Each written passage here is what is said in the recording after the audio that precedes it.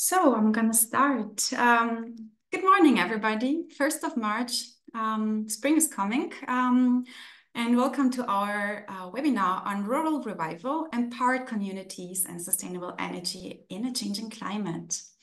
I'm gonna present to you first a short overview of some rules of the webinar. So during the meeting, please make sure that you are muted. And we will have a plethora of questions and some ideas to discuss with you. So please raise your hand and also unmute yourself if you have some questions, of course, after the presenters are presenting or have presented their slides. And we also have some technical support today. My dear colleague Roberta is going to support me in the chat as well. And please use it as well for answering also some of the questions we gonna have. And a note, of course, we're gonna record this session and it will be made available to everybody who registered. So you can expect to have the slides and everything ready for you. And I'm gonna present to you shortly the agenda of today. So Dimitris Papatonis, based at the TES Lab in Athens at the University of Piraeus at the UPCR, is part of the RENOVERTY project, and also Marco Peretto is a policy researcher at the IACP. They're going to present today Bridging Gaps, Building Futures for All, upgrading the framework of energy poverty, energy efficiency in rural areas within RENOVERTY. They will present today the results of a survey and also a scientific and policy literature review. And they're going to delve into general economic and social characteristics of rural areas, some characteristics that increase also the exposure to energy poverty, and also the barriers to, but also solutions for that effective design and implementation. Also, we have today on board Gabor Mesta.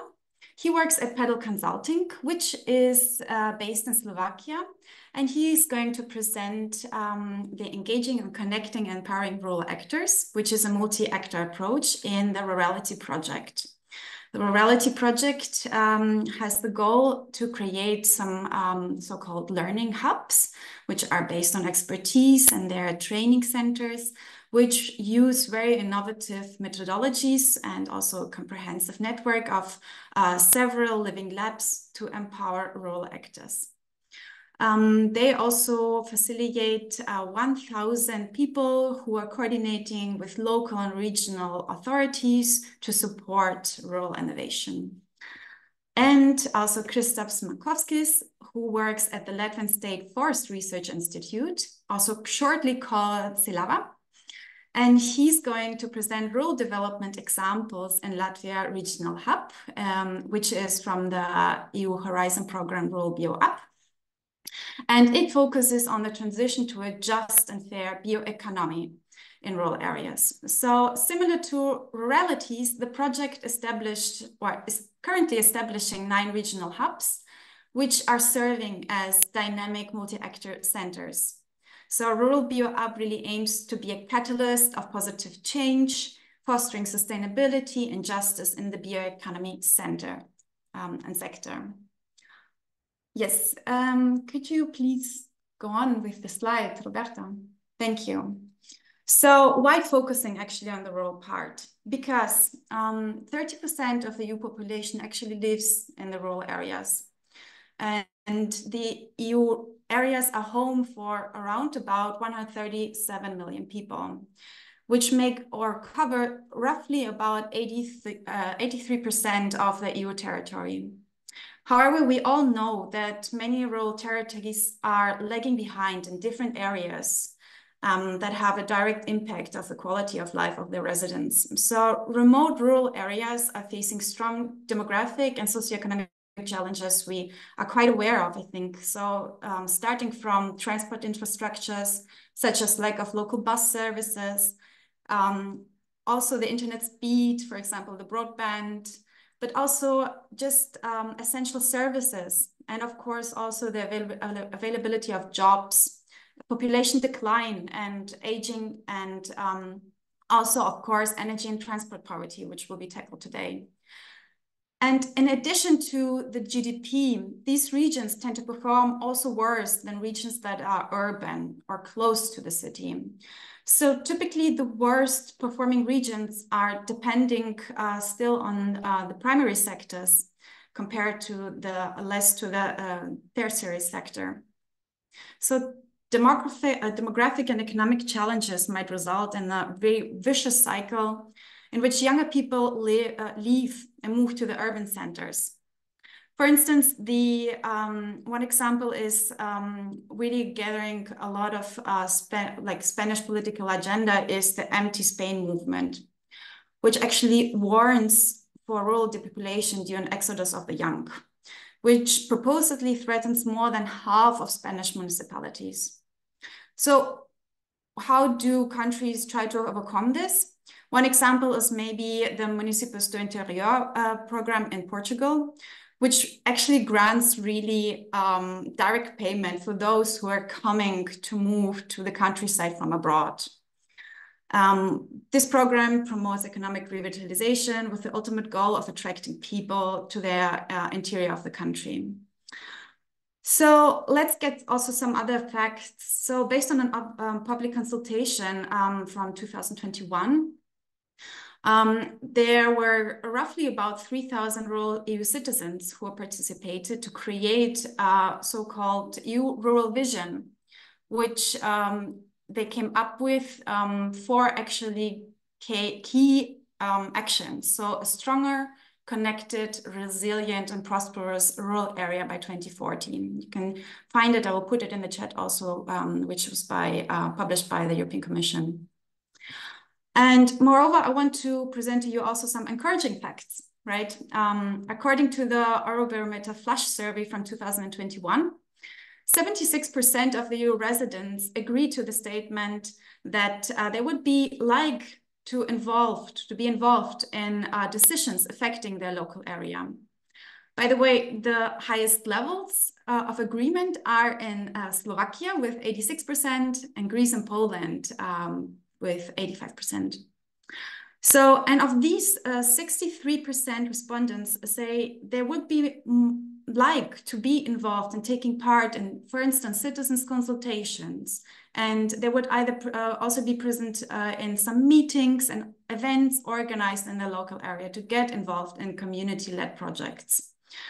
And some of the discussions today we aim also will be surrounding these areas. And we will discuss how citizens can get also involved and engaged. And natural landscape and the ecosystems, as well as agriculture and forestry, can offer new opportunities to remote rural areas, while also contributing to the EU Green Deal. So one of these concrete examples we will hear from today also from Kristaps on the bioeconomy. And without further ado, I would like to give the floor now to Dimitris and Marco. Thank you. Yes, hello from my side as well. Thank you, Chrissy, for the wonderful introduction. I'm Dimitris Papantonis from the Techno-Economics of Energy Systems Laboratory in the University of Piraeus in Greece.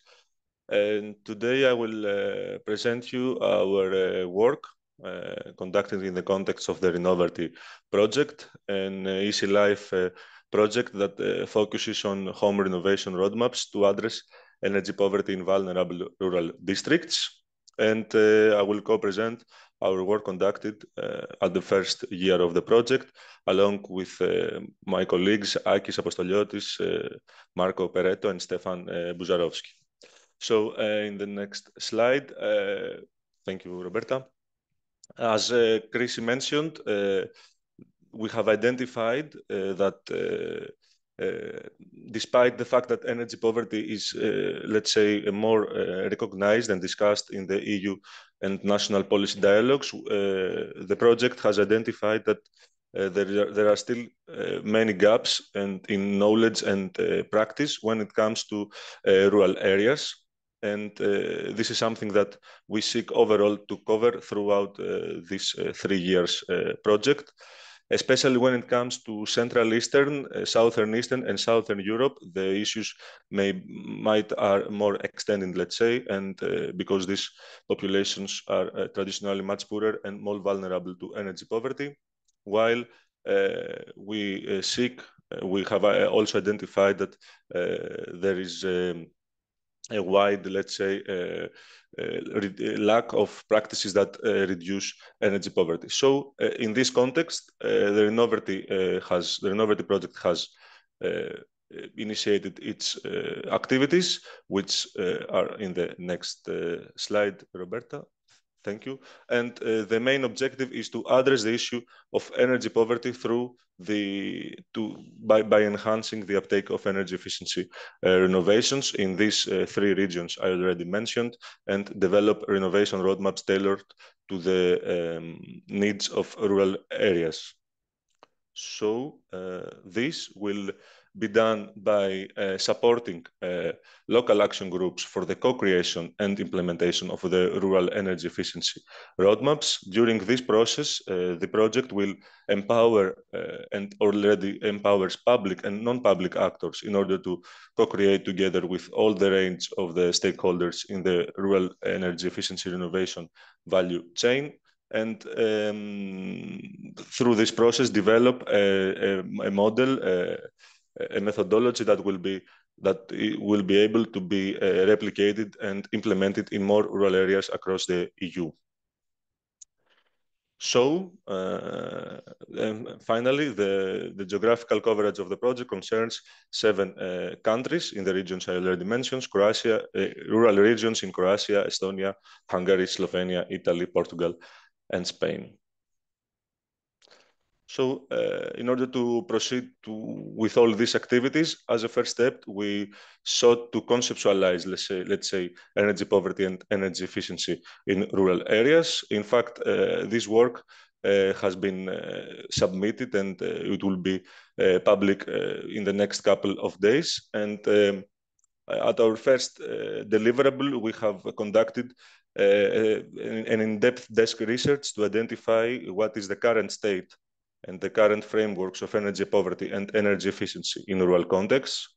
To do so, we have reviewed over 17 scientific and policy literature sources. We have also identified and analyzed outcomes from other relevant EC-funded projects, while we also recorded and analyzed existing energy poverty and energy efficiency policies that are focused at some extent in rural areas as well. In the next slide. Yes, this conceptualization process was done in order to frame the current state of rural energy poverty, to explore the socioeconomic drivers and the unique characteristics that rural areas face, and increase their exposure to the phenomenon, to map out, assess, and categorize the current policies, and gain a broader overview of the current policy landscape at the EU level concerning rural energy poverty and energy efficiency, and also identify which are the factors that hinder the implementation of such policies in the rural contexts. So during this, the next slide.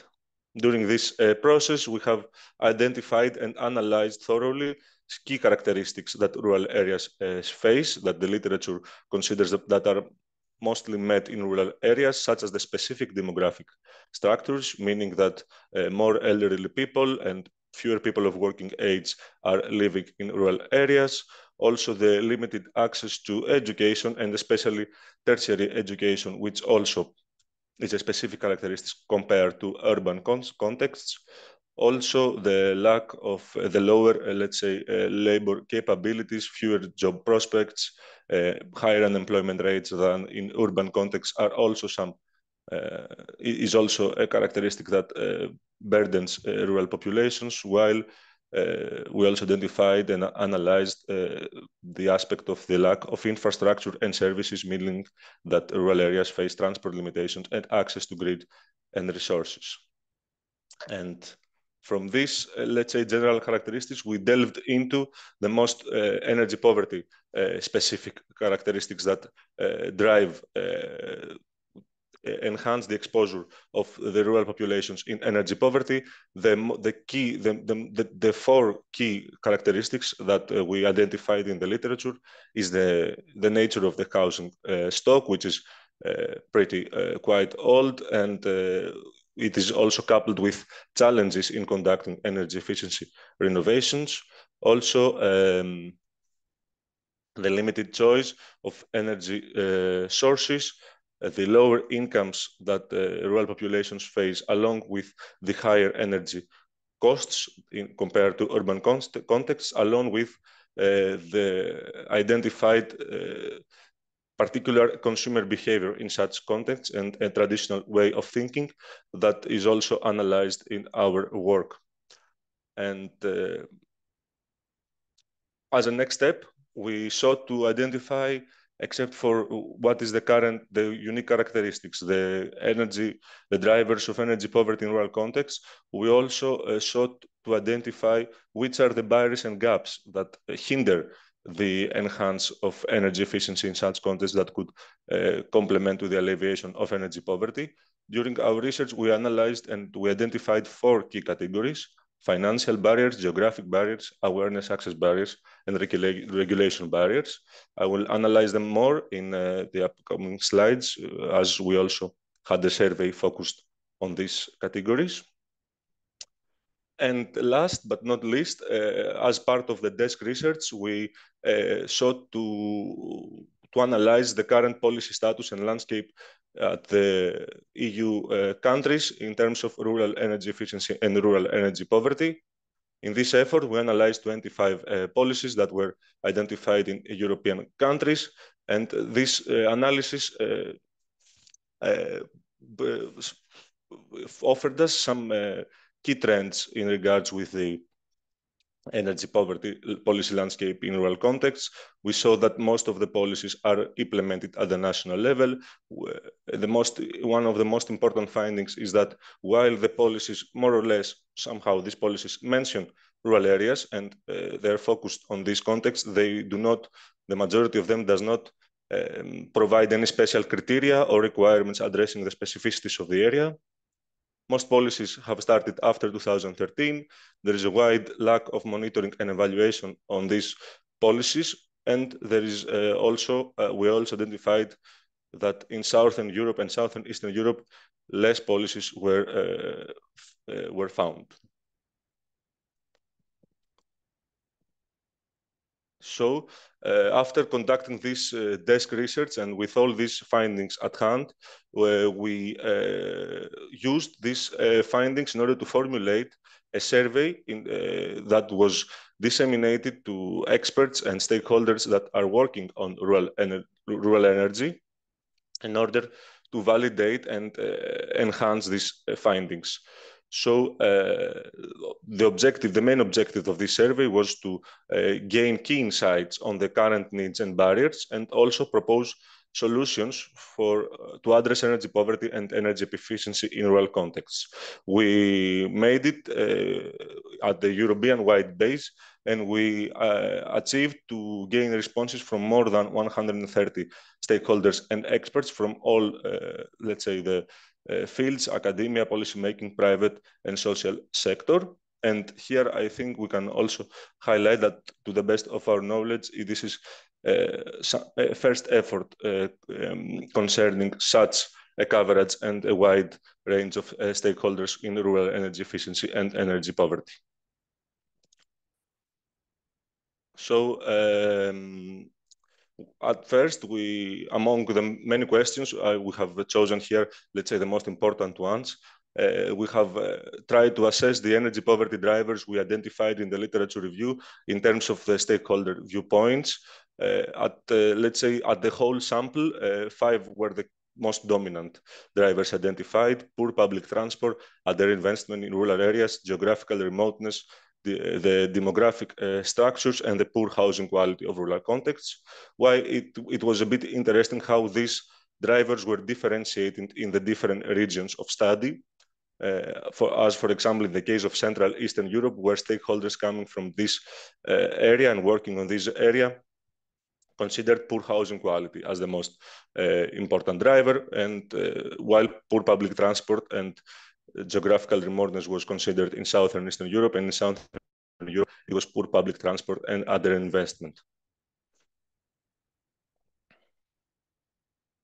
In the next slide, in order, let's say, to gain a better overview of the current situation in rural contexts and of the possibilities to overcome energy poverty issues, we also sought to identify what is the current state of the use of renewable energy and electrification technologies in such contexts.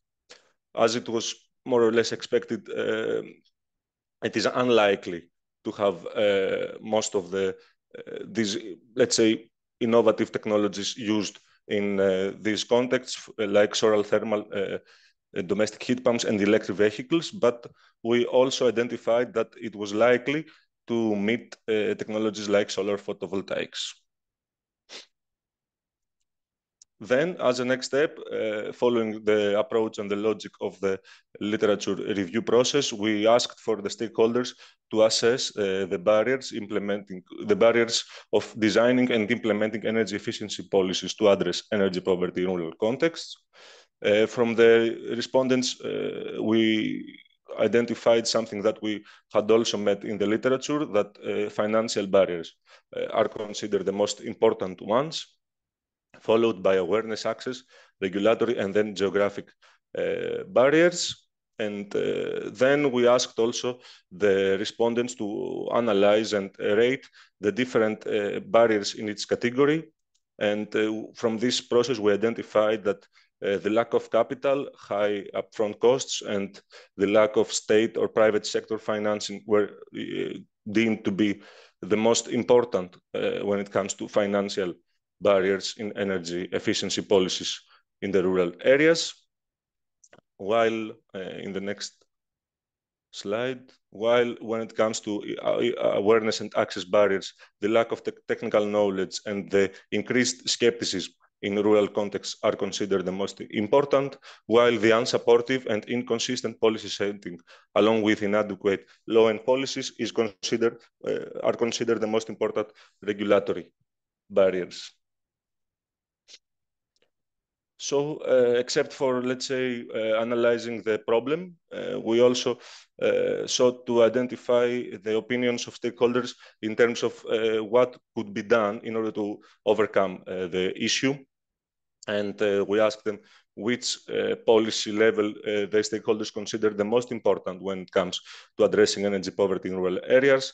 National policy level was deemed to be the most important, with low difference compared to the others, indicating that the need for collaboration among the policy level is more than necessary in such contexts, while it's also, let's say, interesting that in stakeholders from Southern Europe considered regional level policy the most important one.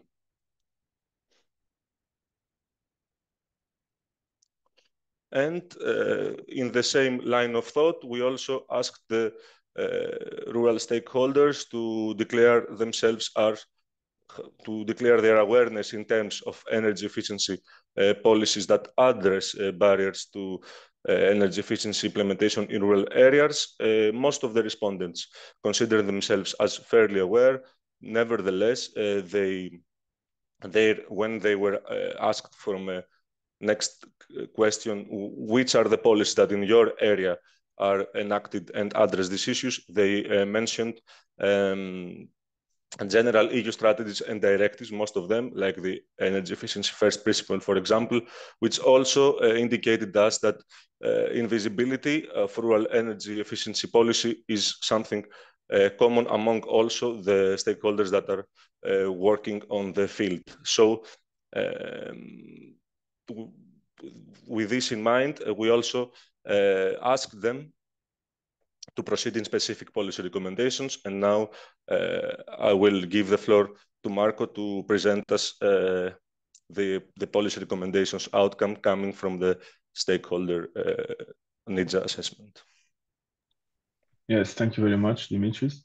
So exactly, I will talk about what can governmental bodies at different institutional levels do more to help alleviate energy poverty in rural areas. And let me start with let's say, the financial perspective. So it is very vital that new funding mechanisms and financial support are developed already at the EU level to then be targeted at rural regions specifically. From a policy point of view, it is needed that policy changes happen. Changes are needed in both the legal but also energy policy framework. And it is very important, for example, to set targets for energy efficiency and poverty reduction, not only at EU or national level, but also really at regional level. And another important aspect is education and awareness. So it is needed that these people are aware of the condition they're going through and of the improvements that they can get, the benefits they can get from, for example, improving the insulation in their houses, etc. And finally, also stakeholder engagement and collaboration needs to be improved, as we see a lot of times that some stakeholders are not included or they're included at a later stage. But it's really important that from the beginning, all the different types of relevant stakeholders are asked about their inputs, how they see the current process being improved, etc. And moving to the national level, so in the next slide, again, let's start with the financial perspective. It is important that these funds that also come from the EU possibly are really directed at rural regions, including tax incentives and subsidies for energy efficient upgrades. Regarding the improvement of information access that I was talking about, at the national level, of course, it is important to implement nationwide campaigns, educational programs, and community outreach efforts. And so the changes that are needed in the policy framework that I previously touched upon, at national level, it is important to propose plans and strategies that consider the specificities of rural areas.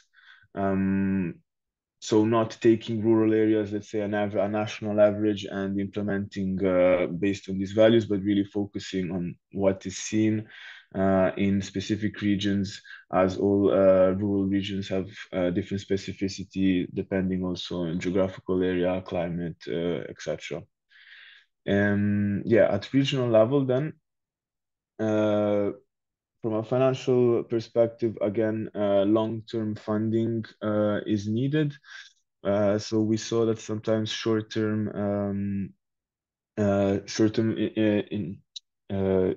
funding is being carried out. This is not always the best solution, um, especially because these type of investments are usually directed at the region as a whole. But here it is really needed to focus on the areas with a prevalent energy poverty level. Um, and then when empowering the communities, really extend beyond the urban-oriented strategies uh, and really focus again on the specificities of rural areas. More collaboration and cooperation between the different authorities, as mentioned before, and inclusive infrastructure and innovation. So really enhancing public services, as Dimitris had mentioned before. We saw that the main relation to energy poverty in rural areas was transport poverty. So this is needed at a regional level to be improved, not only transport, but also energy systems, sustainable building practices, etc. And really try to make these communities that are seen, let's say, as dormitory villages, really into vibrant communities. And perhaps most importantly, data. There is a very low data availability at regional level. Now, what this entails is that policies, when they're made directed at regions, take into account national averages. And as I said before, each rural region specifically has different characteristics. So when we're basing policies on data achieved from national values, these can not always be optimal. So it is really important that energy poverty observatories are started. Well, at the national level would already be a big thing, but really also at a regional level and getting data directly from the territory. And then lastly, at local level, in the next slide, yeah, basically what we said before, everything but at a bigger focus. So really allocate funds for retrofitting buildings, energy saving technologies, and again, based on the specific needs of the regions. Local policy development, so prioritize energy challenges faced by rural regions. As Dimitris shown before, even though our respondents said that they were fairly aware of the policies being implemented, mostly they knew to answer policies at EU level. So policies at local level are really, really scarce, and these need to be improved. More policies are needed. Work closely with authorities with other governance scales. This is vital as, for example, so with the allocation of big funds stemming from national recovery and resilience plans that were directed at municipalities, we saw that sometimes this miscommunication between national, regional, and local authorities made so that the fund at the end is lost in bureaucracy. So this really needs to be prevented. And finally, yeah, co-produce policies with local stakeholders and encourage rural residents to participate in local energy projects and forming this vibrant community, as I mentioned before. And this concludes our presentation. So thank you very much for following us. Me and Dimitris will be more than happy to answer any questions you may have. And yeah, thanks again. Thank you, both of you. Very, very exciting presentation. And also, Marco, thank you for stepping in on such a short notice, because Stefan unfortunately got sick and you stepped in literally yesterday, more or less in the evening. So thank you. So I would like to give the floor now to our participants. So somebody maybe has an ad hoc question to Dimitris and Marco. Otherwise, you can use the chat. You can also unmute yourself or just raise your hand. Diana, please. Yes, thank you so much. Exciting presentation. I got one question related to the energy costs. I think it was stated that in rural areas, energy is kind of more expensive. And I was wondering what were the reasons that were found to that. Yeah, I'm just a bit curious, because the other way around could be also, you can say, usually it's rural areas where we, for example, dig for coal or oil, where it could be generally maybe cheaper. So I was wondering, Dimitris, I think you mentioned that. What are the reasons you found? If it's related to the connection, yeah, grid connection or anything like that. Yes, I could respond now. What we identified is that indeed there is low cost in terms of, let's say, polluting use of fuel like firewood or oil, but the higher costs comes when it comes to electricity and forms of fuel that are most, let's say, friendly and are most energy efficient. So this is analyzed in our deliverable, in our work. And this probably comes due to the lower demand. This was one of the reasons, and the higher grid costs.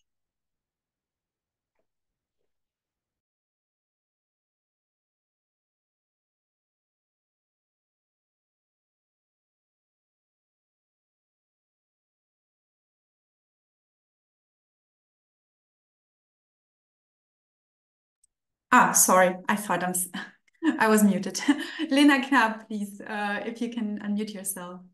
Thanks, Christina. And yeah, good morning, everyone. My name is Lena Knapp. I work for Guidehouse, a consulting company, and we work a lot on the just transition on EU level for the European Commission. So yeah, thanks for the interesting presentation, Dimitris and Marco.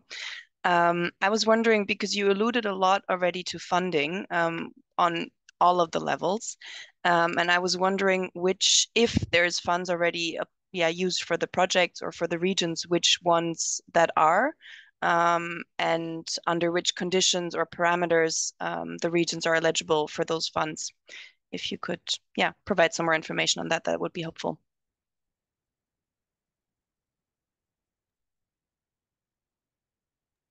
Dimitris, Marco, maybe you can mute. Yes, this is something that, I don't know, Marco, if you want. This is, I guess not. So this is something that we are dealing with throughout the project activities. This is something from the most difficult parts to how connect, let's say, all these methodologies and the needs with the financing mechanisms. To be honest, this is, let's say, the work we are doing at a research level, more or less at this point of the project. And during the next stages of the project, and along with the collaboration with the local action groups and the local stakeholders that have the better overview of each country context, we will delve deeper on analyzing the financing instruments for each country and what are the improvements that should be done in order to include, let's say, the necessities that we have identified throughout the development of the renovation roadmaps. Perfect. Thank you so much. I see also a question on the chat. Great, yes. Exactly. Vlad has also asked the question, and actually I had also the same question. The acceptance of the PVs in comparison to the other three that you presented. Does it refer due to net metering for reducing own costs or for generating extra income for rural families? This is something that also made us think, why is it happening? And to be honest, the respondents asked on a way likely or not likely. They didn't give us the explanation of it. To be honest, I'm not really sure why solar PVs and not solar water heaters. This is something that we have to, let's say, look into more. But when it comes to solar PVs and the other two technologies, heat pumps, let's say, and electric vehicles, I see that, let's say, solar PVs are a technology that we are most used to. This is an explanation that I perceived when seeing the results, instead of electric vehicles and heat pumps, which are now more or less are entering in the energy market more intensively. And this is also, let's say, connected with the finding of the traditional way of thinking and all these things connected to the rural populations. Yes, very true. And Diana also just said probably also available due to the funding schemes, right? Yes, might be as well. And Anna Bayomi, maybe last question before we go on with Gabo, because we will have also more time in the end. Hello, thanks a lot. Can you hear me? Perfectly. Okay, good. Thanks a lot for this presentation and especially to work on this very important topic. I have a few questions, but maybe there is no time to answer all of them.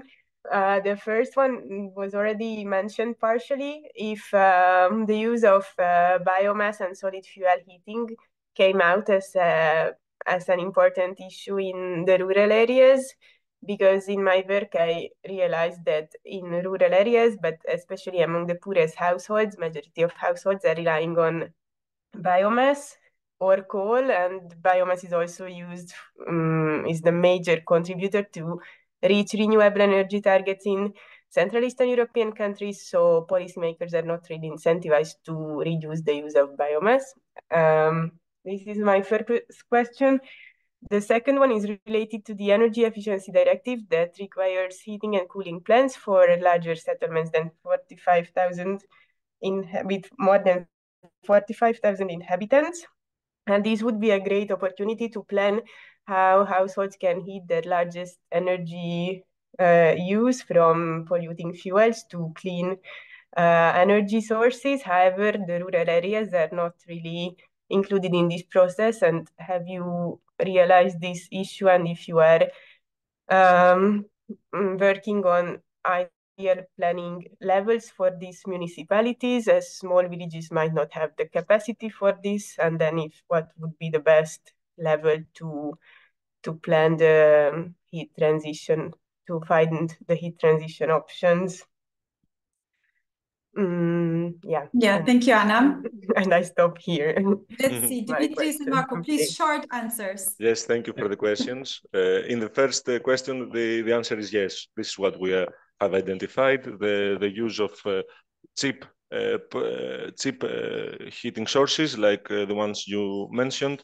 And this is something that is, let's say, something that difficulty changes because there are no incentives currently to change it. So if it's cheaper, probably people and populations that have already cost burdens will use the cheaper technology, and this is something that we also seek to highlight and couple it along with knowledge raising.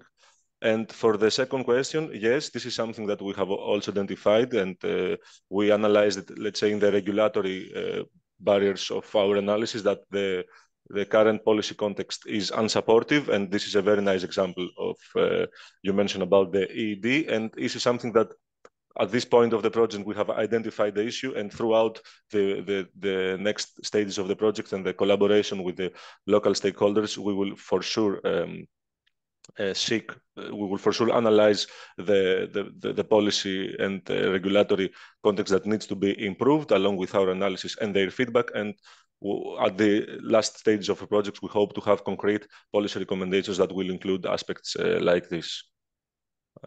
I don't know if this covered your question, but yes. Very interesting, and thank you.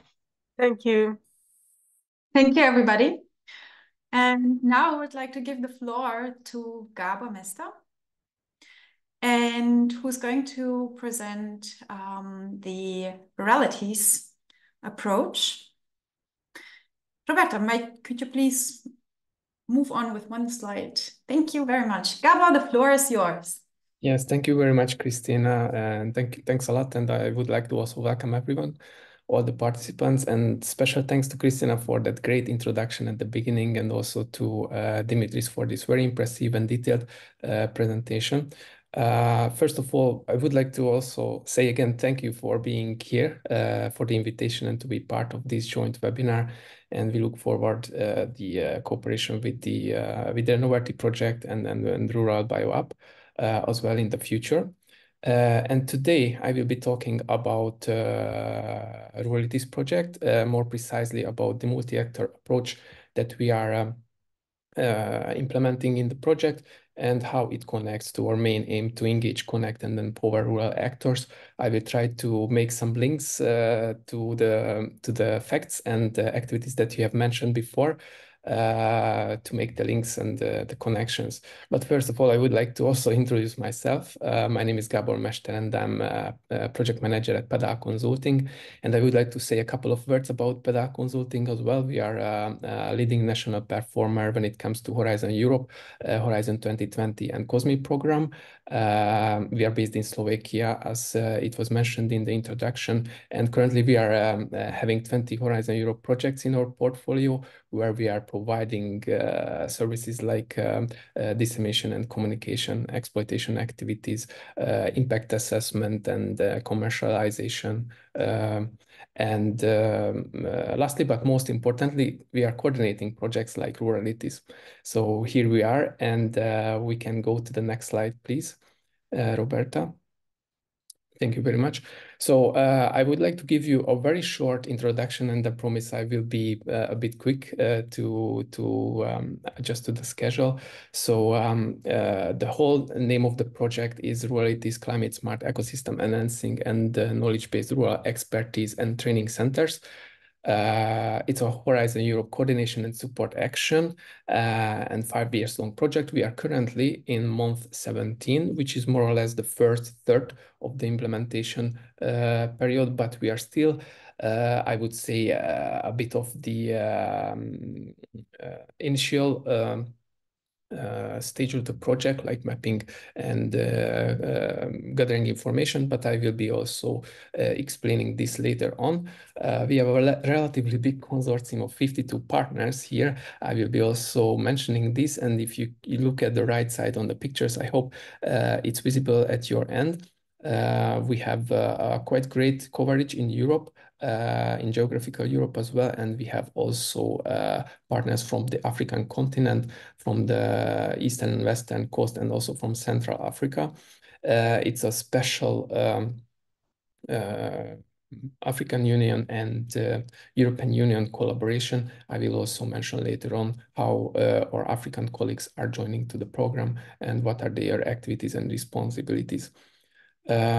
So the main aim of the project, or main goal, is very simple. In one sentence: engage, connect, and empower the rural actors. And we are focusing on collaboration and innovation.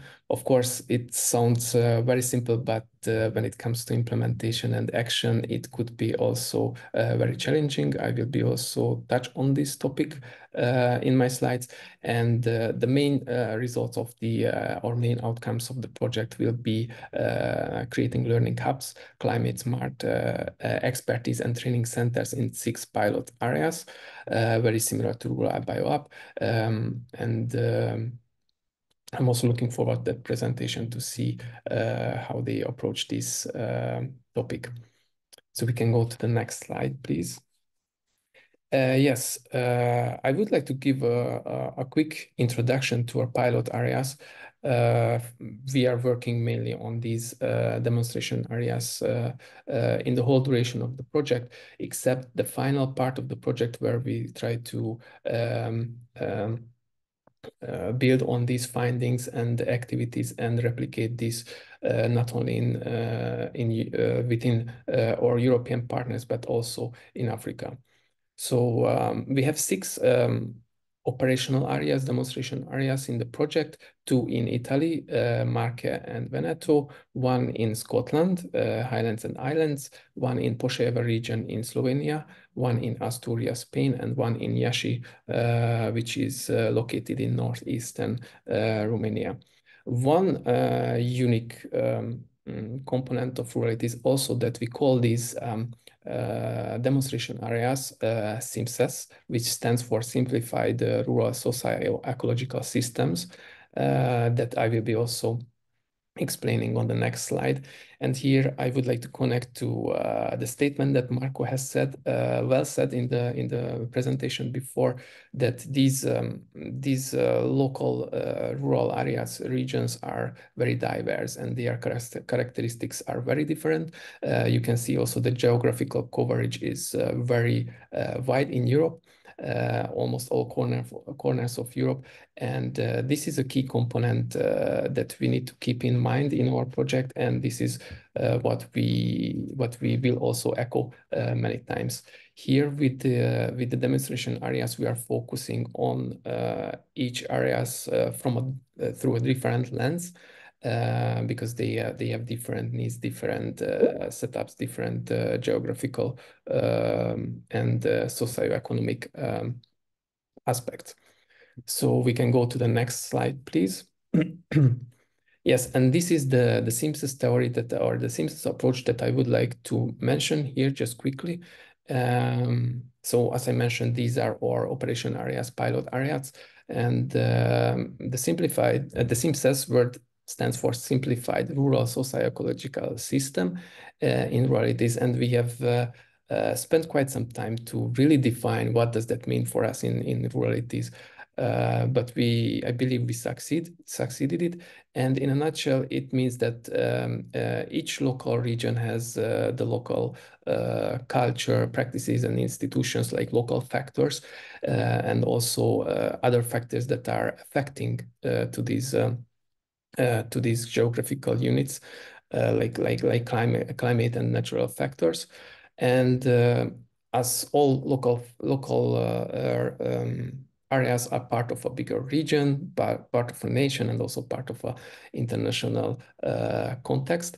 So we try to focus on first from the very local areas, and then zooming out to see it in a bigger context. That's our methodology, using citizen science, system thinking methodology, and living lab methodology later on. So we can go to the next slide, please. Yes, and I would like to also mention the multi-point learning framework that we have created within Ruralities, and it's strictly connected to the multi-actor approach that we are also implementing in the project. It means that we would like to address these demonstration areas from as many angles as it's possible, from as many perspectives as it's doable. It's currently it's a challenge from our side, because suddenly our scope is not very specific, like RENOVERTY on energy efficiency, or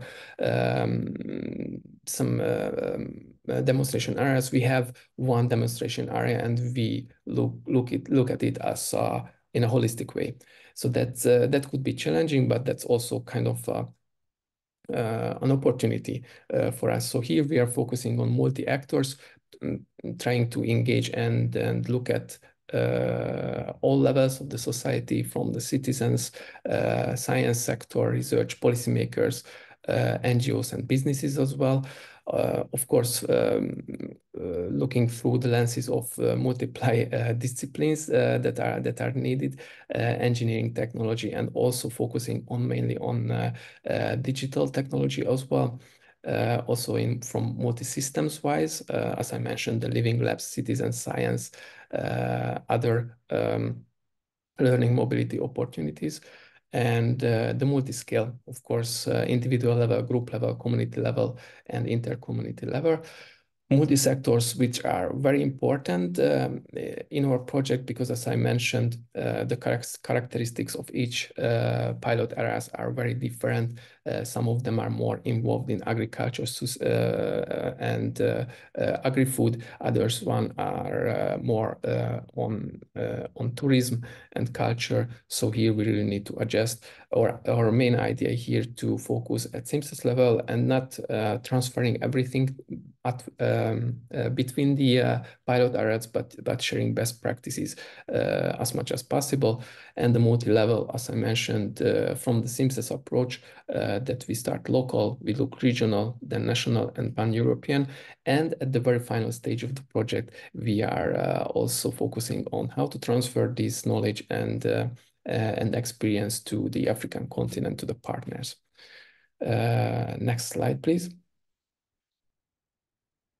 Yes, and I hope it's visible, this visual I put here. On the left side, you can see the multi-approach framework that we created in Ruralities. And as I said, we are at the very still at the initial stage of the project, so we are building this framework, and as of April we will be implementing this, and we will see the challenges and how we need to modify this approach. So that's what we created, how we try to utilize these methodologies, these sciences, and how we build the Ruralities expertise hubs, expertise centers, and training centers, and how they will support these stakeholders. And on the right side, it's a very Ruralities specific, not hierarchy model, but a kind of visualization how it will be built in Ruralities. So as I mentioned, the SIMSES are or demonstration areas. We have 6. Then the tools, the knowledge that we gather here, we will replicate at consortium level to 52 partners. and then we are kind of augment and increase the visibility and the impact of these findings via role models and replicators that we call facilitators. They will be the ones that will increase or reach out during the whole duration of the project and beyond. And please, the next slide. Yes, and currently what we are implementing now, what is the status of our project, that we were mapping out diverse rural actors in these 6 demonstration areas, and this activity will still be ongoing for the future as well. For now, our main aim and here we, as I mentioned before, we have multi-actor approach. We mapped out here from diverse rural people to governmental organizations, everyone. So we have a kind of a big database, how we can reach and involve in the project at a later stage. And now we are kind of looking at this database and actor input through influence and support matrix. We are trying to, probably this is also very familiar to you. We are trying to identify and engage from March those ones who are having the highest positive support and the highest influence on the project. And then later on, we will zoom out and reach out other stakeholders and actors as well. For now, by end of March, our aim is to involve these 100+ role models and replicators that we call also facilitators. They will be the most powerful ones in these 6 demonstration areas that we work on. So next slide, please. Thank you. And then, yes, that was also one aspect of this webinar from our side, that how can you get involved? Probably you are working, I mean, all of us working on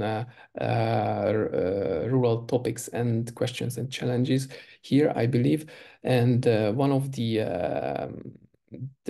main opportunity to get involved and to connect to us, RURALITIES, that if you are in an area that is overlapping with our pilot area, or in the same country, or you are having similar activities in your respective project or initiatives that are overlapping with our pilot areas, or if you have a living lab or approach, you are using living labs in your respective projects, or you are working in a living lab, then that would be also one link to us.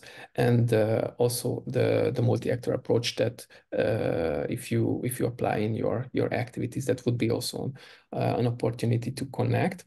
And there's a possibility, one of the outcome of our project is an augmented knowledge alliance that we will be developing towards the latest stage of the project, and also the hubs, living labs, and specific Rural Thrive 2050 campaign that will be not only disseminating and communicating the findings of RURALITIES, but also will be highlighting the related EU policies, goals, and agendas. Thank you very much. So that's the yeah, and the last slide, of course, these are the links and the social media channels that you can follow, and you can get in touch with us. So that was my presentation for now. And if you have any questions, please use the chat, or just open your mic and I can answer. Exactly. Thank you, Gabor. Very interesting and very challenging to bring so many partners together, I can imagine. So somebody has already maybe a question, an ad hoc question.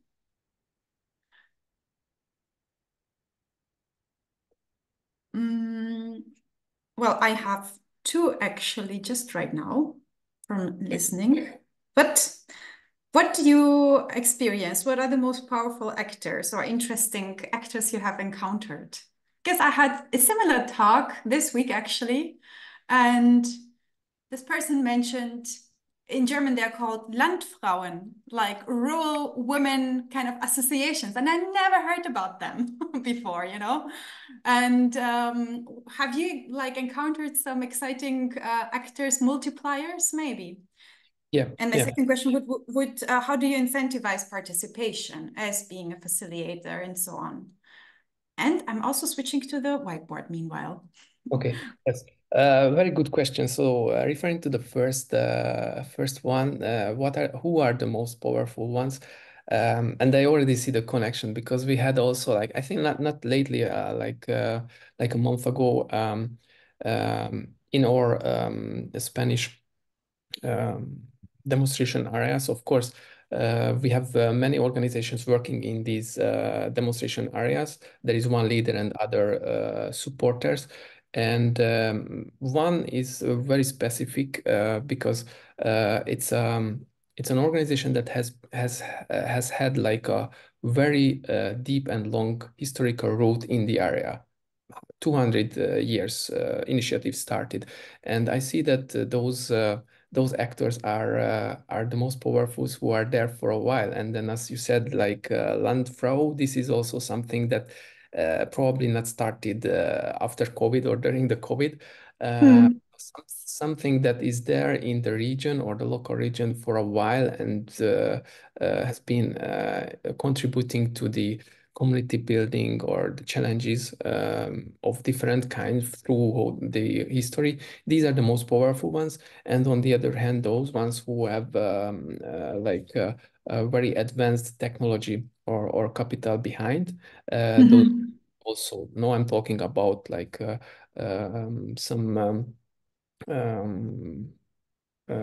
some associations that are working very specifically on rural development, and they have a huge outreach also. Okay, can you name an example, maybe? I mean, we have in the consortium one that is called CTIC Rural Tech, for example. They are the ones who are like overlapping these two. So they are there as an organization for a long time, and they have really the technology and behind that they can really apply, and they are very specific in their small region. Whatever challenges are there, they trying to find a solution supported with the cutting edge technology. So that could be a good example of mixture of historical roots and technology. That's what we see for now. Yes, and also building on already existing networks. Yeah. Also, yes. And we prepared to steer the discussion also some questions. So the first would be, how does working together with different groups change the way we help rural areas grow? And this is directed also to everybody here. Maybe you can use the chat. Yes, here the idea was if you have any experience or if you have any specific challenges working with different groups or diverse groups, if it brought to you some extra added value to your activity or your initiatives. Definitely we had some experiences already. I mean, one is that I can just say recently that diverse groups working together bring together diverse ideas. Obviously, more ideas will be gathered from different angles. So that's one for sure they can highlight. Yes. Maybe somebody has also something else.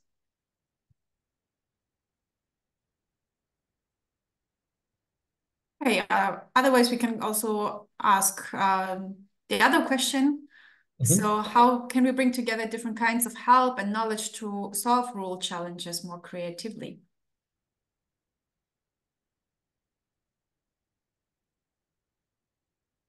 With different expertise.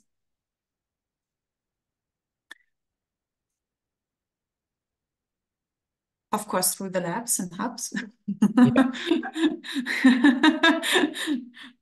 Yeah, here we were trying to get some help here, but no. Jokes aside, from our side, just a hint that we really see that co-creation works to find and solve rural challenges. That's absolutely cannot be avoided, and also the ownership to that the rural people, after the co-creation, they are taking ownership of their activities, and this works very well at our side for the moment. And one other, sorry? No, continue. There is one just recent experience that with a very rural district in Italy, in one of our demonstration area, that they are organizing events, and they requested if the project coordinator could be there, so they would like to feel the international environment, the connection to the EU. So that's just lately some experience.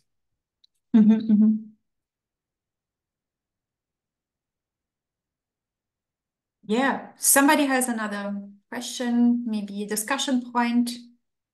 Diana, yeah. Yes, thanks so much. Maybe briefly sharing some insights. So I work also a lot specifically in just transition regions. So basically regions that are phasing out fossil fuels kind of right now, which are also often rural areas, right? I mean, we definitely have also the challenge how to engage, the local people. So I don't really have necessarily a solution, but I can share it is kind of a challenge. We also tried the method of citizen workshops and bring them together, but also discuss where can we meet them, like specifically at marketplaces or playgrounds, to really ensure that we meet the people in their environments and engage them and discuss, specific, topics that we might be kind of interested in. So make it as easy as possible for them, to kind of engage in the debates. But of course, the challenge always exists. How can we ensure, and I don't know how you're going to address this, Gabor, in your project, that often the regions still feel a bit left behind, right? That decisions are made somewhere else and that they don't really have a lot of impact. So that would be maybe one question. How do you address that? No, you are important. You are rural areas. We really want to focus and kind of sort of support, rather than re-ensuring kind of their role also in the transition as such. And the second question would be like, how do you also plan to do some learning across the different regions, and how do you plan to bridge language challenges? Because specifically, I guess also like in rural areas, you will always, have your local actors, it's on the national languages, but I'm also struggling, or we are, we said we want to do also some region to region learning, across. Do you have any ideas how we could, bridge there also the language barriers and maybe also cultural barriers? But I think it would be very interesting to look into the differences, right? Like how that one rural area is not the same like another rural area. So I think we could learn kind of a lot and maybe also inspire each other, because I think there are a lot of smart solutions sometimes, where people really get empowered, but I think not all national contexts really allow people to actually think outside the box, let's say, right? Like they don't maybe have the funding schemes and so on. But I wonder, what is maybe your approach in the project? Thank you so much. Thank you, Diana. You actually raised now the third question that we had in mind. Thank you for that. Yes, a very good question. Thank you very much, Diana. And well, you just described our everyday life in ruralities, what we are dealing with. But yes, the first question regarding how to bring them on board, and not on board, but how to involve them. This is a big challenge, and here we see the co-creation part in one of our aim in ruralities, that we also involve the local decision makers. So that's they should be part of our activities on the field, and we believe that with this, bringing them together, and then of course the regional, we go to regional level. We believe that we will be able to make this connection and just solve this challenge.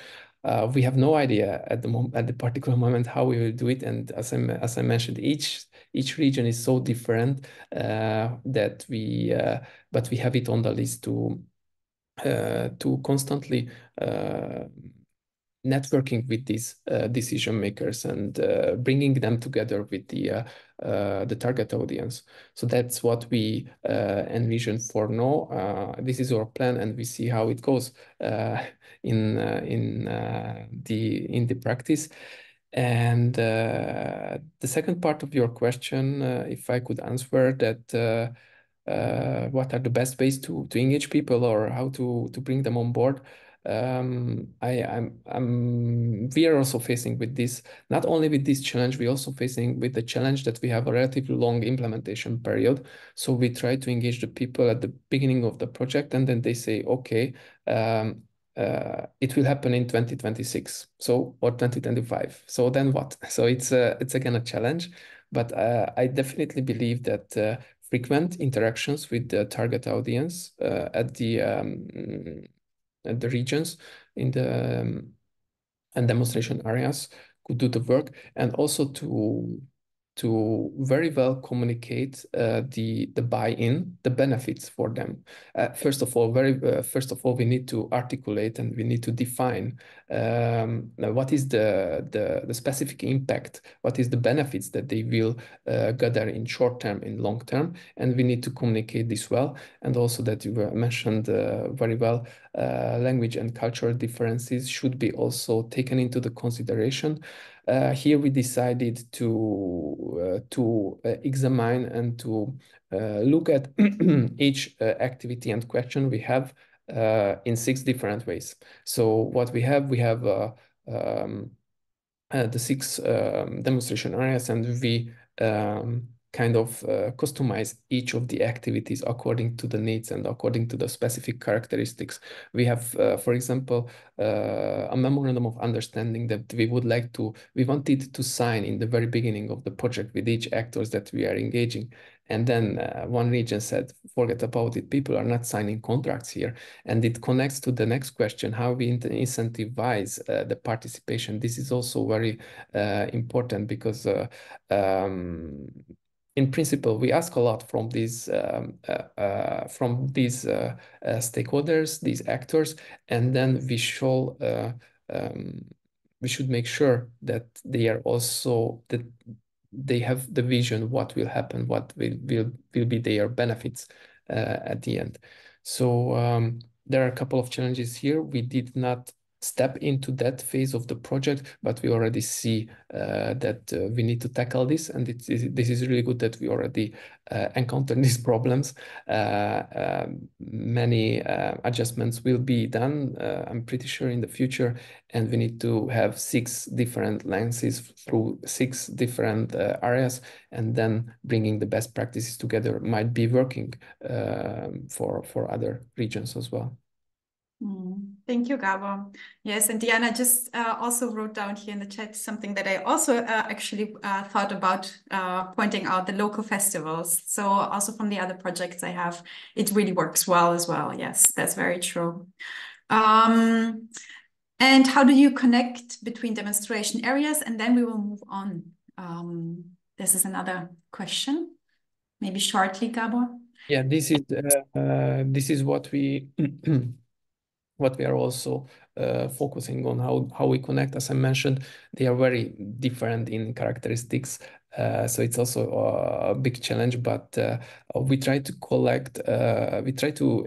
increase the interactions between these demonstration areas. We have also campaigns. The Rural Thrive 2050 campaign will exactly address these two. It's a communication campaign mainly, so it will be addressed. It will be a chain of events organized in each demonstration areas on the same topic, on the same structure. So this is what we are aiming to do, and bringing together the top level of the demonstration areas, and then see how we can transfer this information to the whole area. That's what we have in mind for now. Great. Thank you very much. Lovely. Thank you.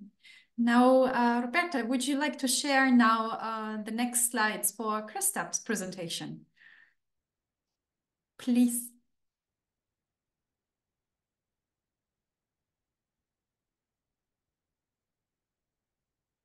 Thank you very much. And Kristaps, the floor is yours.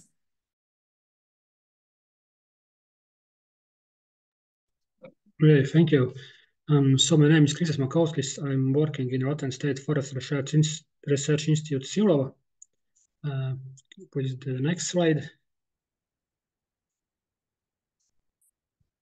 And then the next slide.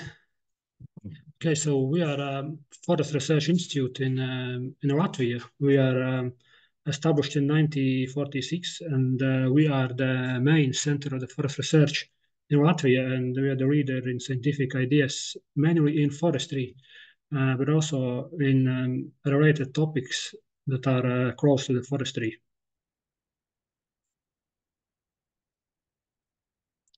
So as we are a forest institute, then mainly our research goes in the forestry, and it starts from some genetic resource, and it goes then to tree breeding and tree growing, some forest management practices, and also goes to animals and entomology. And in the last years, we do a lot of jobs in greenhouse gas emissions, where we call it the climate policy. We measure greenhouse gas emissions in forestry, but also in agriculture, on peatlands, in swamps, in the different soils in agriculture, in different soils in forestry. So this is one field that we are doing now more and more.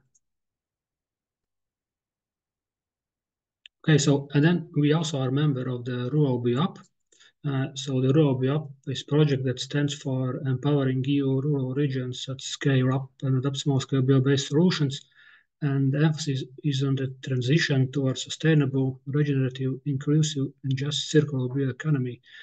So this is a Horizon project. It's the time of the project is 3 years, and now we have 2 more years left. And the project has 12 partners. They are from 9 EU countries.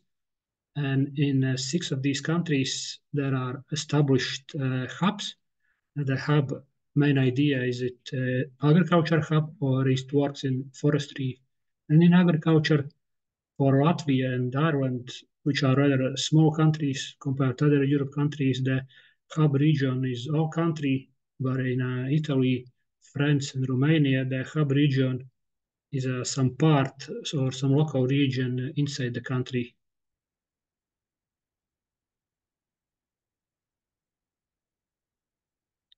So the project consists, I would say, in 2 main parts. One is what was the first year, where we mapped all the Europe projects which were related to bioeconomy, and we put them all in one page. So for the visitors, it's very easy to go in one page and see the results, what was done for the previous Horizon and other projects related to bioeconomy.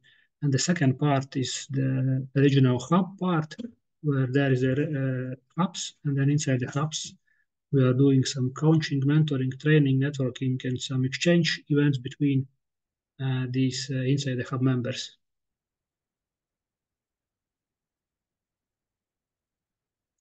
In this case, the hub is the main engine of this project, where the first stage was when we mapped the right stakeholders, so which we want to introduce in that hub. It should be at least 30 people or 30 organizations in the hub.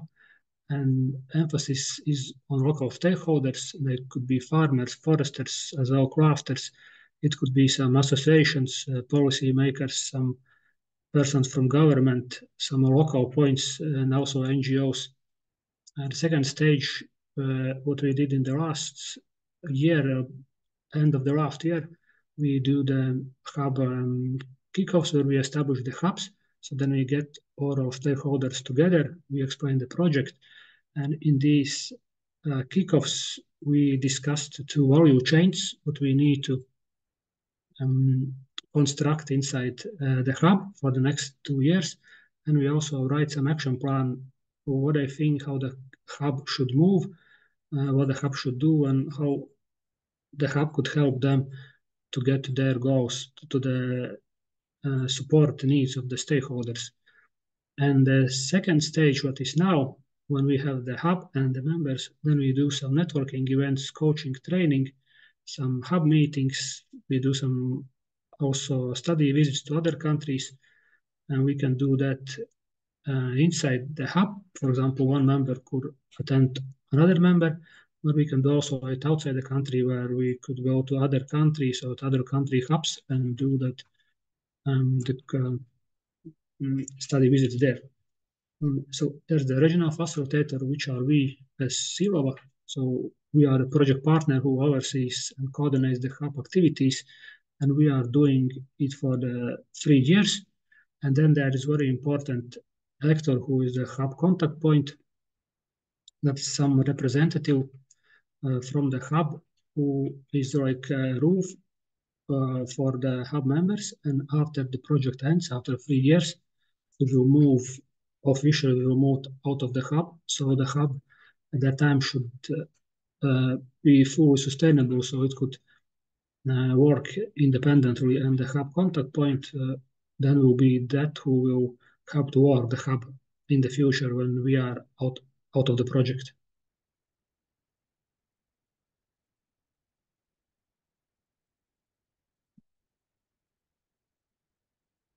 Right. Then in the next slide, I will tell about some value chains, what we do in the Rural Bio project. So we need to do 2 value chain, and one value chain what we introduced was when we use wood ash, peat, biochar, and we do it, we prioritize them, and we use it as for the soil improvement. Some parts of this idea we also get in other projects, but in this project we put this idea together.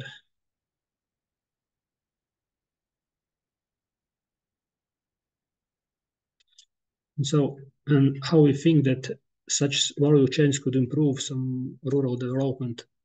For example, what we are trying to do in this value chain, we are taking some waste. In our case, this is a wood ash, what is usually produced in municipal boiler houses or some manufacturing companies. And basically, they had no market for the ash. They had 2 options. They could pay to some deposit in some landfills, and the second, they just could spread somewhere on their property. Or the third is they could do the certification, then they could take a quite a long process, and then the wood ash are certified, then they could give it to the, for example, farmers and forest owners. So that's the one stream of the waste what we get there. And the second is, in our case, is peat. Peat companies, we have a lot of peat mining fields in Latvia, and there is some sort of peat what they can't use as a product for selling outside the country. So sometimes it's bad quality peat, sometimes it's peat with some branches inside. So there really don't have market for peat that is not a high quality peat.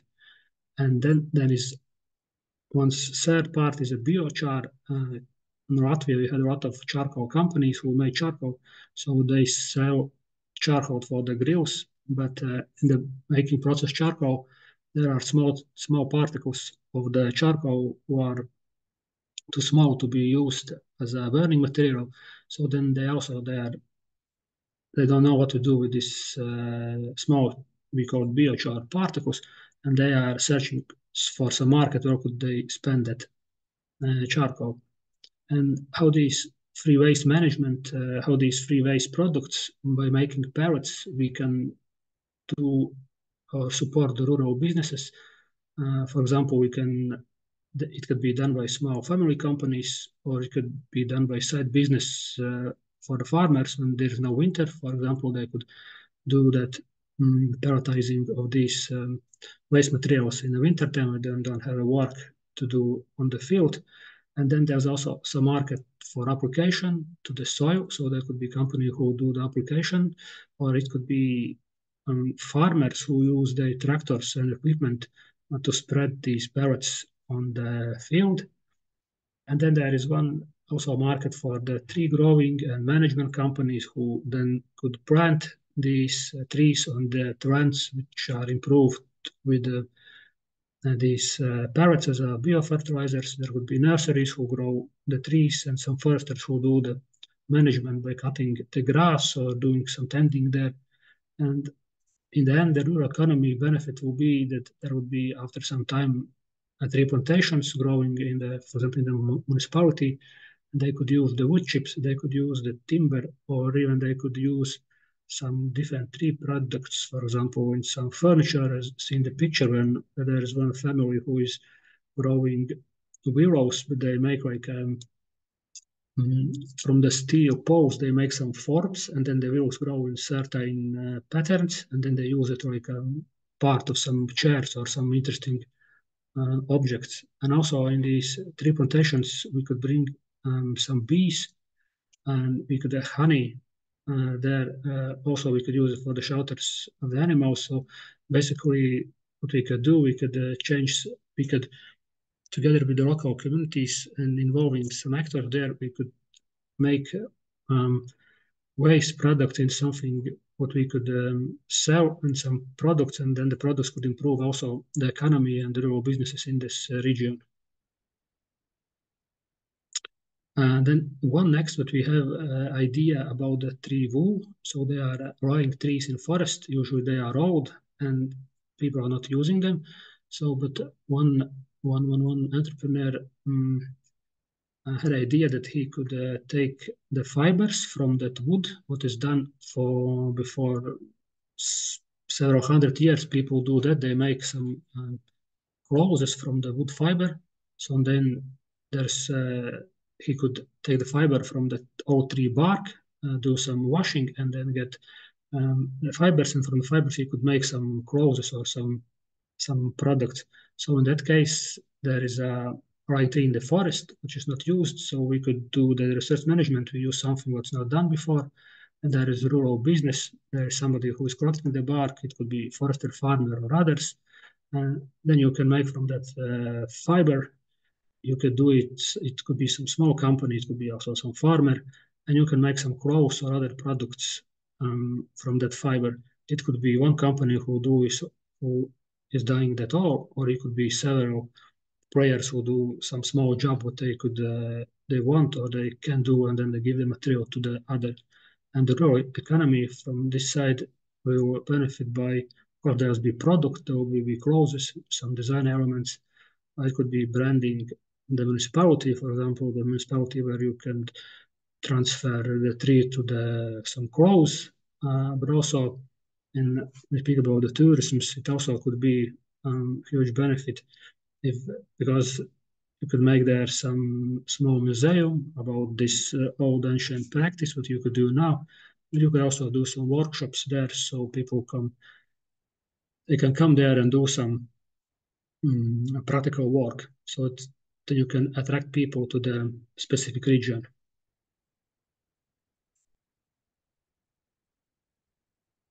And the sad one, what we are doing now, we had a lot of forest in Latvia, it's about 55%, but also a lot of animals who eat small trees or they're grazing them. And there are, of course, some traditional ways where you spread some repellents on the trees, but usually these repellents are not local ones, they are from other countries. But when we had the idea that maybe we could do, maybe we can change that the repellent is something what is more natural. And the idea was that there is, again, we thought about the waste, what is sheep wool. So the sheep wools, traditional, you make some, from sheep wool, you make some clothes, but for many farmers, it's not the case, because if the farmers are wool producers, there are some wool what is not good for making clothes. It's, for example, too short, so the fiber is not so long, and so they don't know what to do with that wool. And there's also some farmers who are growing sheep only for grazing, but they need to cut the wool down, so they again didn't know what to do with the wool. But we started this by speaking with the meat producers, because there is a meat producers who use sheep meat, but then when they get animal, so they need the meat, but they have no market for the skins for the wool because nobody wants to buy that kind of wool. So we got the idea that we could take that wool, we make some ribbons, and then we could apply the ribbons on the small trees, and so then the animals, they would not graze these trees because animals don't like the smell of the wool, because in their, let's say, psychology, they think that it's something domesticated, that there should be some human around, so they are really scared of that smell what is in the fat of the sheep wool. So the rural businesses will benefit by there would be some company who will collect that wools for the ribbon because you need quite a lot of wool. Then there could be company who are making these ribbons by some simple manufacturing. And then there's be a company who apply or sell the application service who physically put that wool on the trees. And the rural company, of course, will benefit in the end from the wood products and also from the workforce in that region. Okay, and in the end, there's some ideas behind Latvia Hub for Rural Development.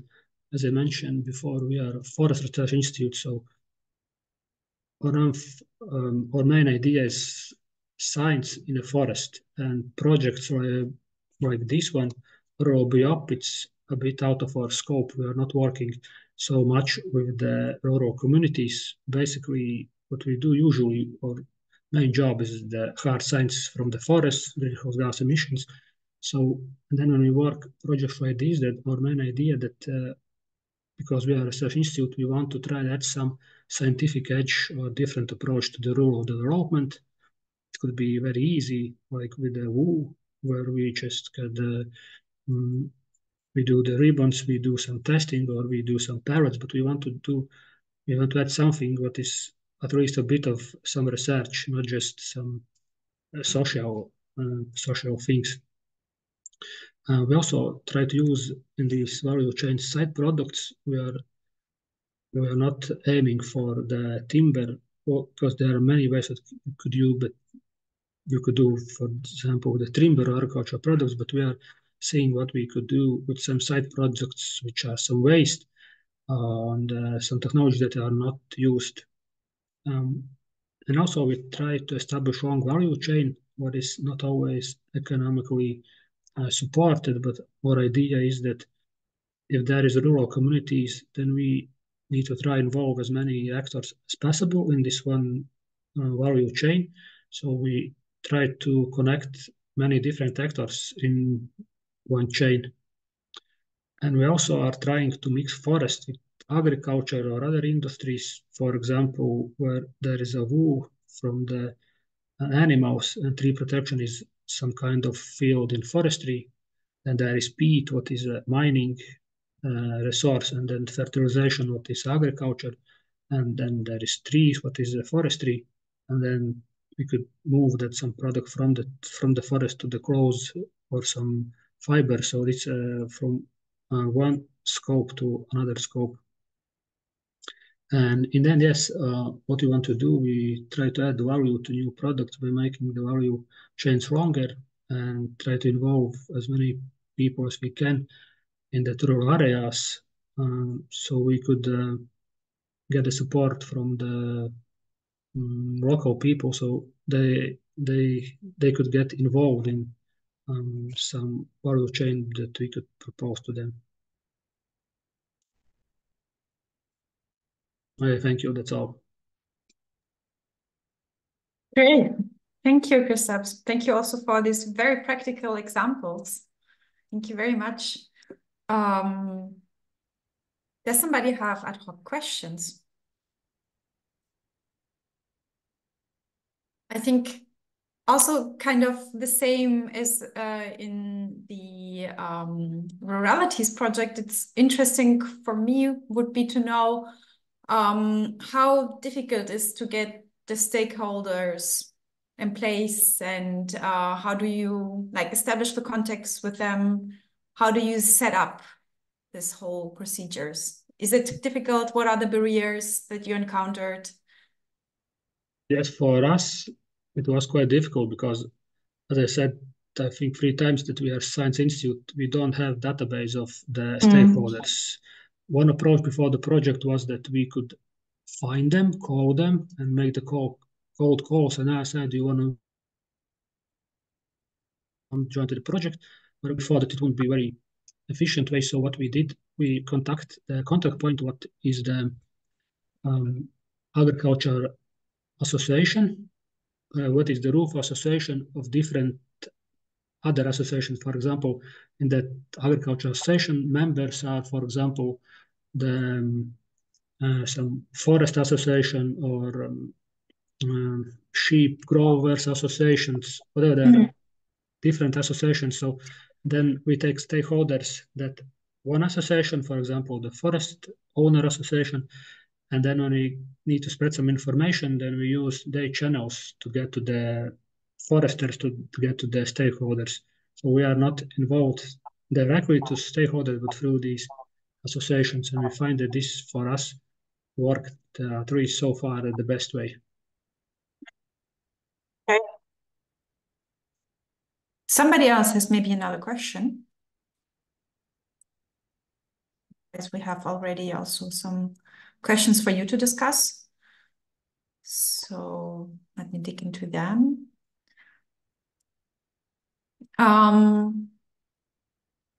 So how does working together with different groups change the way we help rural areas grow?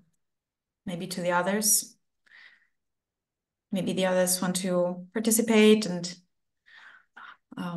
share their stories, their work examples, practical views.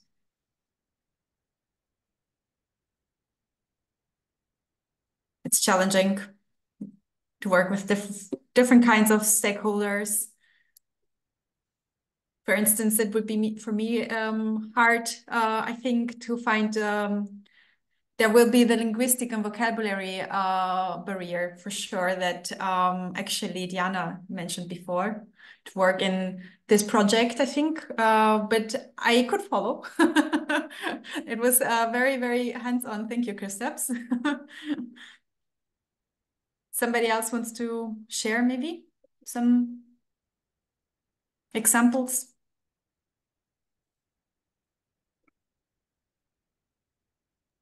Could you zoom in a little the whiteboard, Tracy, to see the questions more clearly?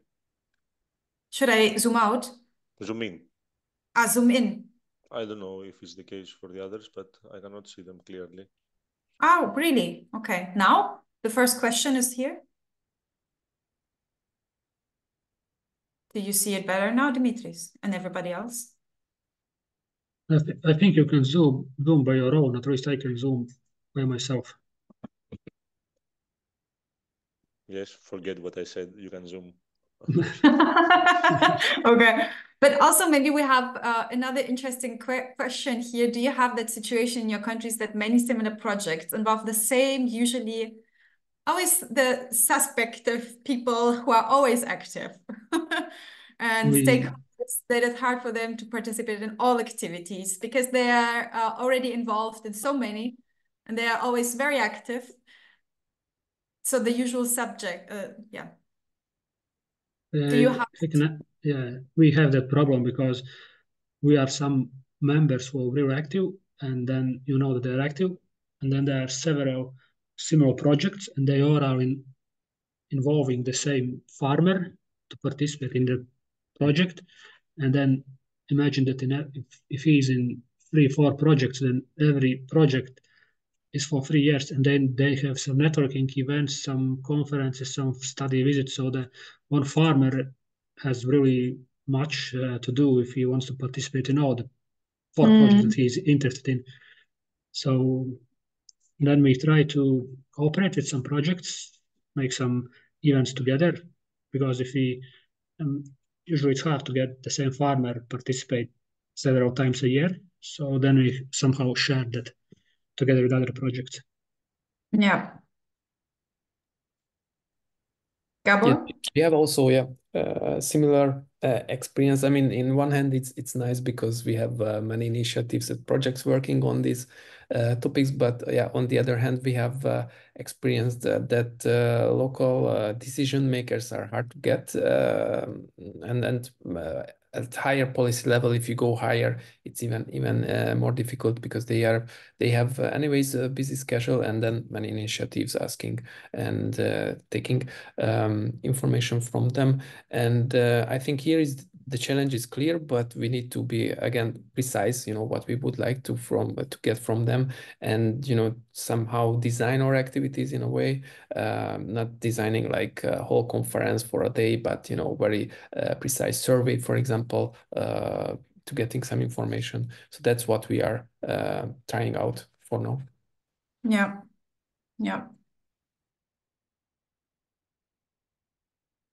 So I'm seeing another question.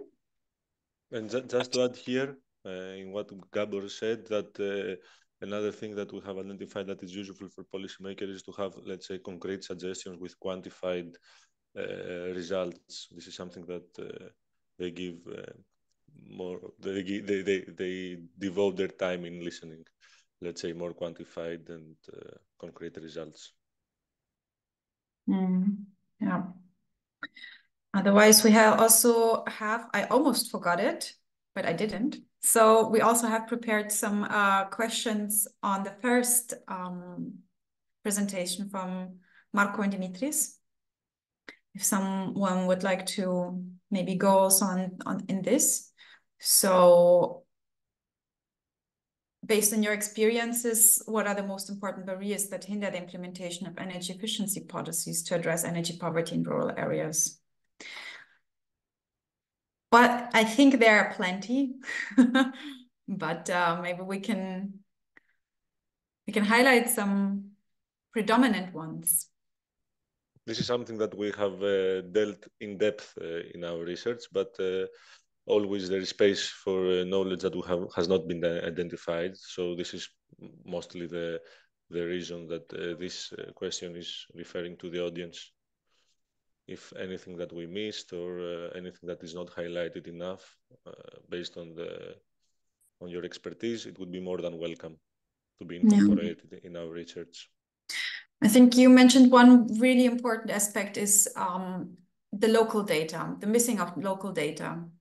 So it's really hard to understand, and especially when it comes down to harmonized data, what is already out there. So basically, if we have socioeconomic data, how to harmonize that with the energy efficiency of the buildings data, right? This is one of the most pressing issues, I think, to really diagnose on the ground. And also, of course, resulting from that, how to develop and design measures, because basically we want targeted measures, but they can be only done if we have a proper diagnosis of what is happening on the ground, right? So I think this putting together these two data sets together and harmonization, and basically the lack of the data. I think Marco said it very, very, very good as well, what he described in the beginning as taking only the average national statistics is not enough. Because we know, for instance, in Greece, in one day, it can be -10 in one area and then +45 or 43 in one other area on the same day. So really the regions matter, and there is huge differences, and we need a context-sensitive approach to that. Well, that would be my one of the barriers I know. Maybe somebody else wants to share their experiences on the ground.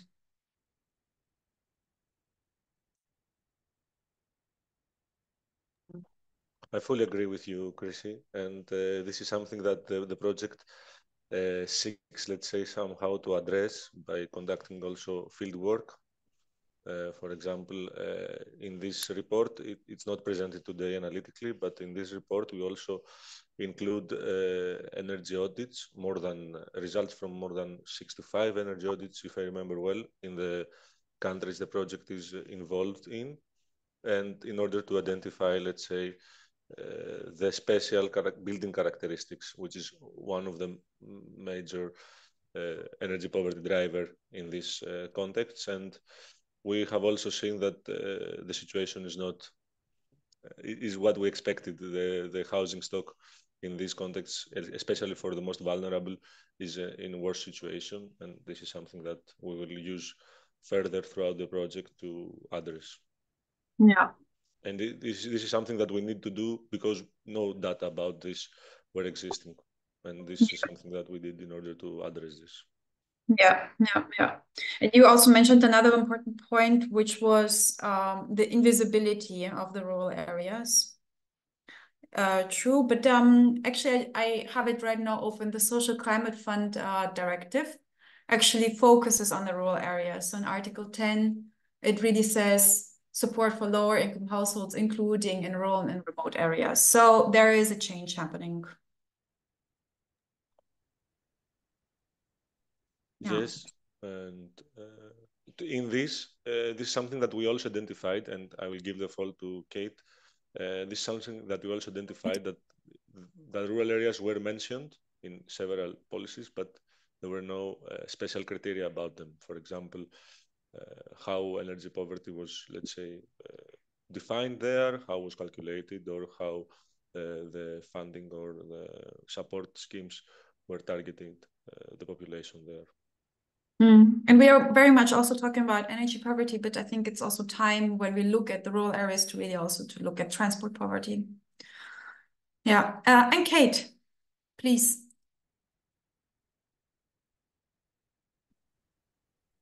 Hello? Yes, we hear. Yes. No, I found this very interesting because I live in a rural area on the western seaboard of Ireland. And what I'm seeing is, terrible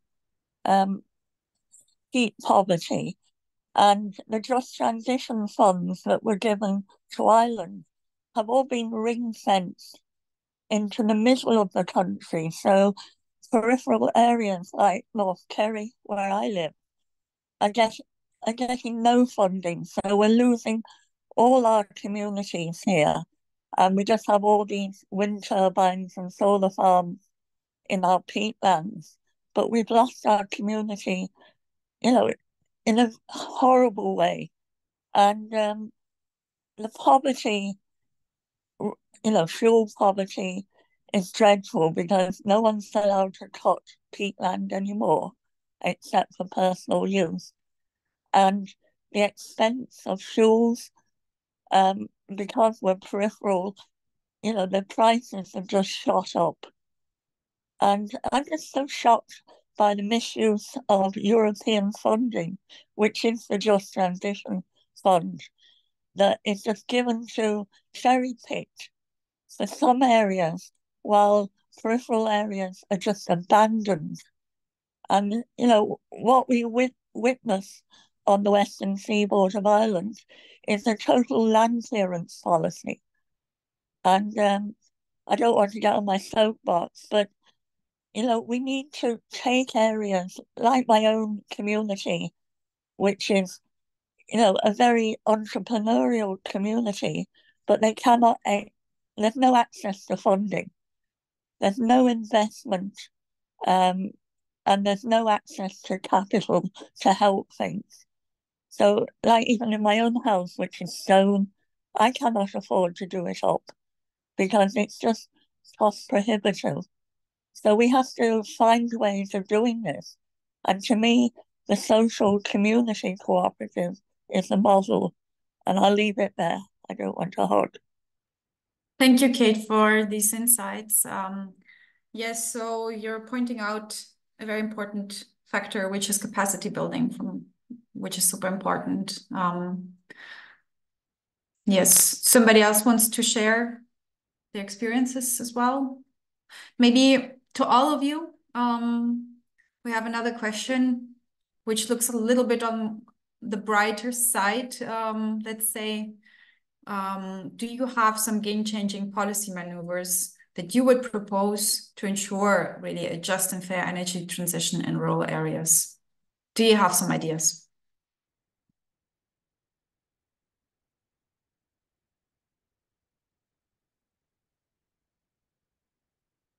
The short-term funding was also already mentioned. What we also see on the ground is also the upfront costs, right? That is also usually a barrier. Maybe somebody wants to share their ideas. Don't be shy.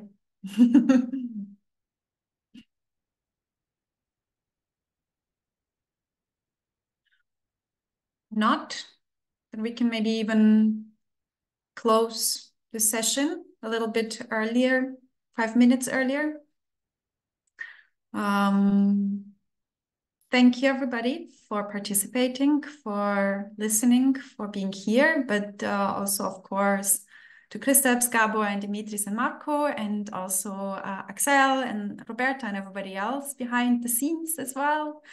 And so here are also the social media kind of connecting parts where you can follow up our news.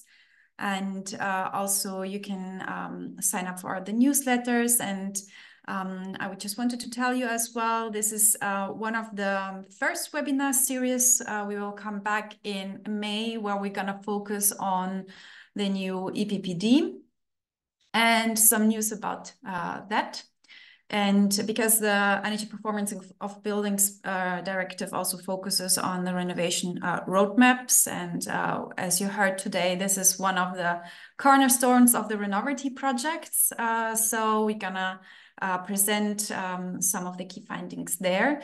And this whole webinar series are based on kind of activities that we have been doing, as we call it, as a sister projects exchange. So please come back to all of our RENOVERTY team if you want to participate in that, if you want to be included in our kind of mailing list where we come together and propose some webinars, but also mostly because in EU projects, we don't want to repeat ourselves and draw on already existing results, right? So not to replicate some other efforts that already have been made. So that's why we try to collaborate on all different steps here. And yes, and that's kind of the first. And we're going to have some more webinar series.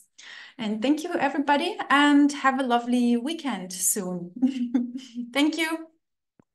Thank you. Thank Bye. you all for joining. Thank you. Thanks. Bye-bye. Thanks, Farad. Thank you, everybody.